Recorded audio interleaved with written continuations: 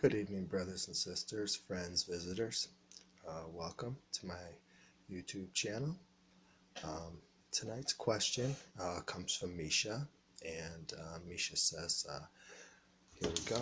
I am a sex worker and an escort working at a neurotic massage therapy house. I really want to quit. I know I'm a sinner. Can God ever forgive me? Yes, He can forgive you. There are many examples of in the Bible. Well, God will forgive us for everything, you know. That's why He sent us here. That's why He sent His Son to shed His blood so that it would admonish us of our sins. In the Bible, it talks about how women would adorn themselves with jewels and that, and snare men to earn money or get some sort of personal favor. Then there were other women that worked in that profession because that was the only way they could survive and get protection. They didn't have the care of a husband, a father, or family members or anything like that, and it was a pretty tricky time. There were some really bad times, like even under the law of Moses, and I have that here. It said, the law of Moses, and that's Leviticus 19:29, it forbade prostitution, and those found guilty could be killed by crushing them with stones. Deuteronomy 22:1.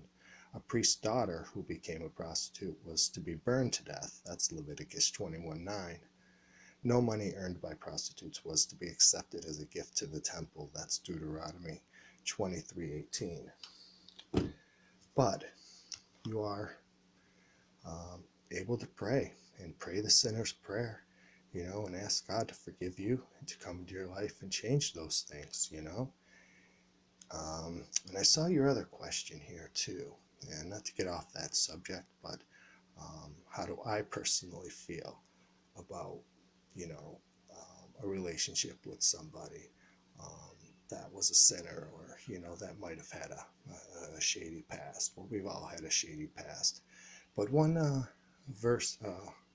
chapter in the Bible that really comes to me is Proverbs, and that's chapter 5. And let me just recite that here. My son, attend unto my wisdom, and bow thine ear to my understanding, that thou mayest regard discretion, and that thy lips may keep knowledge. For the lips of a strange woman drop as an honeycomb, and her mouth is smoother than oil. But her end is bitter as wormwood, sharp as a two-edged sword. Her feet go down to the earth, her steps take hold on hell. Lest thou shouldest ponder the path of life, her ways are movable, and thou canst know them. It's pretty serious. It also says that we shouldn't be unequally yoked. Now, I've acknowledged that I'm a sinner. I've turned myself way far from those wicked ways. I've done some, you know, things working with the outfit, working with a crew.